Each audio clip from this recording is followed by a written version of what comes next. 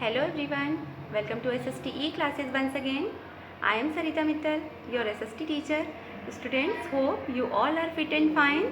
Today we will start our new chapter in civics, that is, why do we need a parliament? Watch the video carefully. So students, let's begin. Students, today we will study first what is parliament. Parliament क्या है, इसका structure क्या है, इसकी importance क्या है, ये सब पढ़ेंगे. Second, why should people decide, लोगों ने, हमारे लीडर्स ने अपने यहाँ पर पार्लियामेंट रखने का डिसाइड क्यों किया, इसकी क्या नीड थी. Third, people and their representatives, लोग और उनके द्वारा चुने हुए प्रतिनिधि जो जनता के बिहाफ पर पार्लियामेंट में जाकर वर्क करते हैं. यस स्टूडेंट्स, अब हम इन क्वेश्चंस को डिटेल में समझते हैं और इसके लिए सबसे पहले हमें समझना होगा कि what is democracy.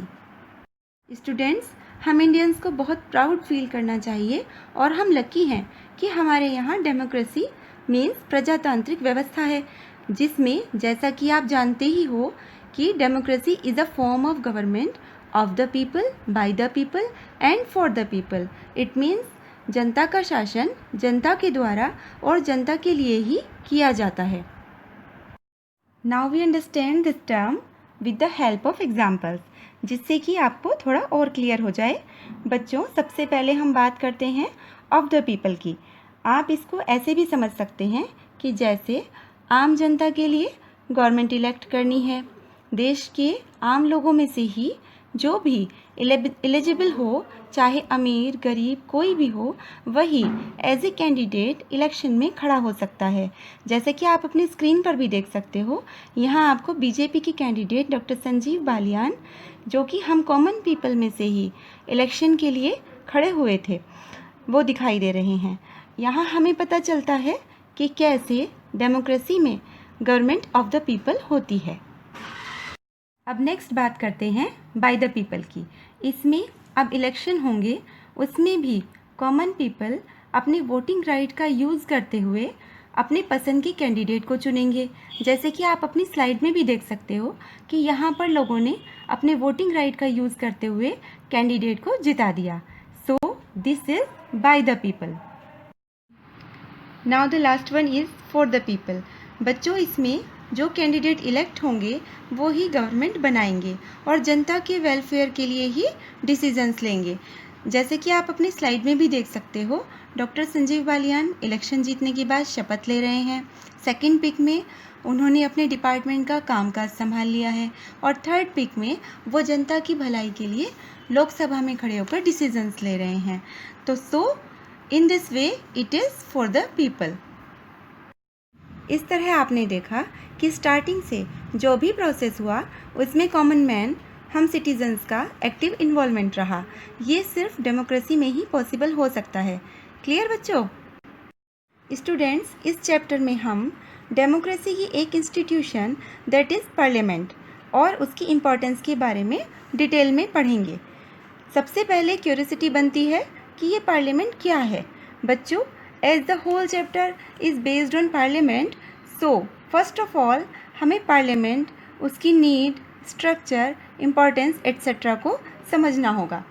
So parliament is the supreme law making institution in democracy. Means parliament democracy की हाईएस्ट इंस्टीट्यूशन है जहाँ पर डिफरेंट लॉज बनाए जाते हैं. लोगों ने जो अपनी पसंद के कैंडिडेट्स इलेक्ट किए थे, जिन्हें गवर्नमेंट फॉर्म करनी है, वो कैंडिडेट वहीं पार्लियामेंट में जाकर बैठते हैं, गवर्नमेंट फॉर्म करते हैं, रन करते हैं, गाइड करते हैं और कंट्रोल करते हैं. जैसे बच्चों आप स्लाइड में देख रहे हैं, अब क्योंकि ये कैंडिडेट्स कॉमन पीपल ने इलेक्ट किए हैं, इसलिए ये माना जाता है कि ये सारे फंक्शंस इनडायरेक्टली जनता ही परफॉर्म करती है, क्योंकि ये लोग पार्लियामेंट में बैठकर जनता की भलाई और उसकी नीड्स के अकॉर्डिंग वर्क करते हैं. Hence these elected candidates are called member of parliament, that is MPs. जैसे हमारे एरिया के MP डॉक्टर संजीव बालियान हैं, आप अपने स्क्रीन पर देख रहे हैं. स्टूडेंट्स, पार्ट सेकंड में इसके बारे में हम और डिटेल में बाद में पढ़ेंगे. बच्चों, यहाँ आपको बहुत ध्यान से पार्लियामेंट का स्ट्रक्चर मीन्स संरचना, उसकी बनावट को समझना होगा। For this come to page number 34 of your NCERT book. Students, यहाँ इतना तो आप जान ही गए होंगे कि parliament highest law making institution है और इसको हिंदी में संसद भी कहते हैं। ये हमारे देश की कैपिटल न्यू दिल्ली में स्थित है। इसके सदस्यों को एमपीज या सांसद भी कहा जाता है। पार्लियामेंट के 2 हाउसेज या सदन होते हैं, जैसा कि आपने अपने स्क्रीन पर पिक्चर आपने देख रहे हो। यहाँ बच्चों एक और इम्पॉर्टेंट नॉलेज की बात आपको बता दें कि जिस हाउस में रेड कारपेट मीन्स मैट या कालीन आपको फ्लोर पर दिखाई दे रहा है, वह हमारा अपर हाउस, उच्च या बड़ा सदन है। इसको काउंसिल ऑफ स्टेट्स या राज्यसभा भी कहते हैं। यहाँ पर इसको याद रखने का एक इजी मेथड आपको बता दें कि आप आर को मैच करके याद रखिए कि R for red carpet, R for Rajya Sabha, तो आपको हमेशा लर्न रहेगा। ठीक है बच्चों, अब लोकसभा की पिक देखिए। इसमें आपको फ्लोर पर ग्रीन कारपेट दिखाई दे रहा है। ये हमारा लोअर हाउस, निचला या छोटा सदन है। इसको हाउस ऑफ द पीपल या लोकसभा भी कहते हैं। यहाँ भी बच्चों हम लर्न करने की ट्रिक यूज़ कर सकते हैं।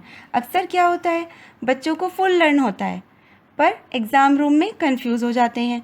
अपर हाउस का डिटेल लोअर हाउस में और लोअर का अपर हाउस में लिख कर आ जाते हैं। आप मैचिंग ट्रिक यूज़ कीजिए और लर्न कीजिए L for lower, L for Lok Sabha.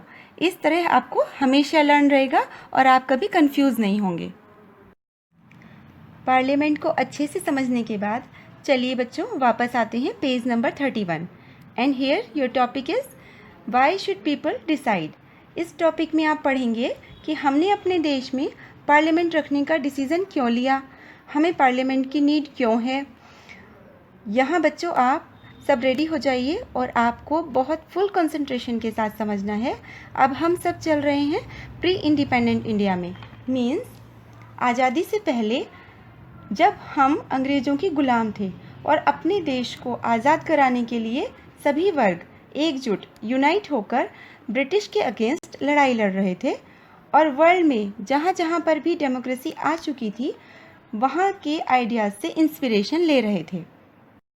जैसे बच्चों हमारे लीडर्स ने फ्रांस और रशिया से आइडियाज़ लिए। पहले बात करते हैं फ्रांस की। वहाँ पर फ्रेंच रेवोल्यूशन हुई 1789 में और वहाँ के लोगों ने एक तानाशाह राजा लुई 16 से अपने देश को आज़ाद कराया और ऑल ओवर द वर्ल्ड को लिबर्टी, स्वतंत्रता, इक्वलिटी, समानता एंड फ्रेटर्निटी, भाईचारे का मैसेज दिया। अब बात करते हैं रशिया की। वहाँ रशियन रेवोल्यूशन हुई 1917 में।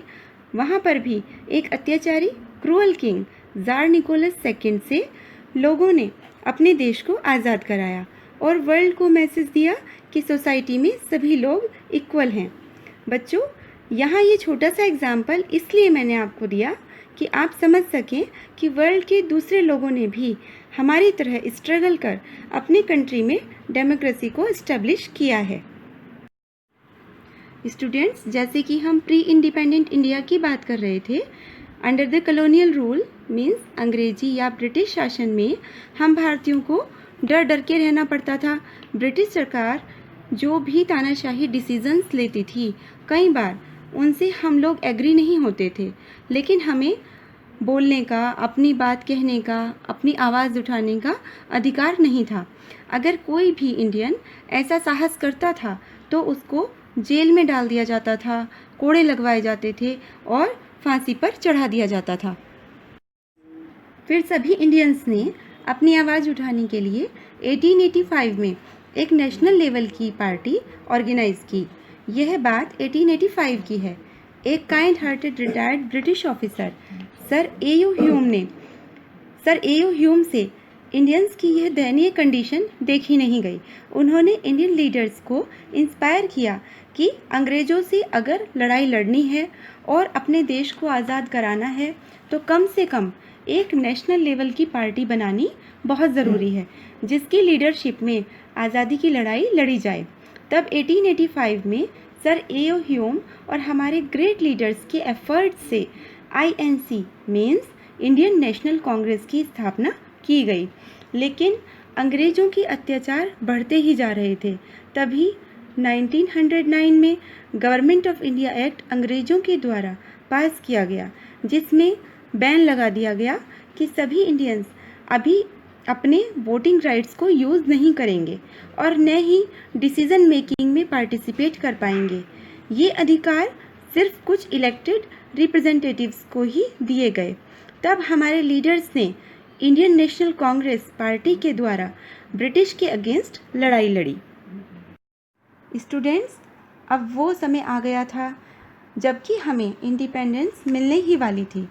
तो नेशनलिस्ट मीन्स राष्ट्रवादी नेताओं के मन में ये डाउट हुआ, क्योंकि उन्होंने कॉलोनियल रूल को एक्सपीरियंस किया हुआ था। उन्होंने अंग्रेज़ों का टाइम देखा हुआ था कि अगर देश में ब्रिटिश टाइम के ही सिस्टम को चलाया गया, क्या सिस्टम था कि कुछ सेलेक्टेड लोगों को ही वोटिंग राइट्स और डिसीज़न मेकिंग में पार्टिसिपेट करने का अधिकार था, तो सभी लोग आज़ाद देश को प्रोग्रेस दिलाने में कैसे पार्टिसिपेट करेंगे, कैसे डिसीज़न मेकिंग में उनका योगदान होगा। हमारे लीडर्स को लगा कि जब सभी सेक्शन के लोगों ने फ्रीडम फाइटिंग में बढ़ चढ़कर हिस्सा लिया है, तो उन्हें भी तो इक्वल राइट्स होने चाहिए। अब इसका ये भी मीनिंग नहीं है कि गवर्नमेंट जो चाहेगी, जो उसके मन में आएगा करेगी, बल्कि इसका हेल्दी मीनिंग है कि गवर्नमेंट को हमेशा सेंसिटिव होना चाहिए, सबके बारे में इक्वली सोचना चाहिए। यही सोचते हुए इसके बाद सारे पॉइंट्स पर विचार करके हमारे लीडर्स ने हमारे यहाँ पर यूनिवर्सल एडल्ट फ्रेंचाइज की व्यवस्था की। क्या है ये प्रोविज़न? इस प्रोविज़न के according all adult citizens of the country have the equal right to vote. Means जो भी नागरिक 18 ईयर्स या उससे अबव का है, उन सबको इक्वली वोट देने का अधिकार है, ताकि सब लोग मिलकर अपने देश की प्रोग्रेस के लिए काम कर सकें। स्टूडेंट्स, यहाँ तक आपने अच्छे से समझ लिया होगा। Now come to page number 32। Here your topic is people and their representatives. यहाँ हमें यह समझना होगा कि डेमोक्रेसी का मेन आइडिया है सिटीजन्स की कंसेंट, उनकी सहमति, डिज़ायर, उनकी इच्छा, अप्रूवल एंड पार्टिसिपेशन। ये सब डेमोक्रेटिक गवर्नमेंट बनाने और उसकी फंक्शनिंग के लिए बहुत ज़रूरी हैं। ओवरऑल यह माना जाता है कि इंडिविजुअल मीन्स एक सिंगल व्यक्ति या सिटीज़न भी डेमोक्रेसी में अपनी इम्पोर्टेंस रखता है। इट मीन्स एक एक वोट और एक एक सिटीज़न की ओपिनियन वैल्यूएबल है। और ये भी माना गया है कि चाहे वो गवर्नमेंट हो या अदर पब्लिक इंस्टीट्यूशन, कोई भी संस्थाएं हों, सबको जनता की राय का सम्मान करना होगा। As you are seeing on your screen कि every citizen is important. So students, आज हमने पार्लियामेंट और सिटीजन्स की इम्पोर्टेंस के बारे में पढ़ा। Now this is the end of the first part of this chapter. Students, hope you have understood it properly. See you in the next video. Till then, take care. Thank you.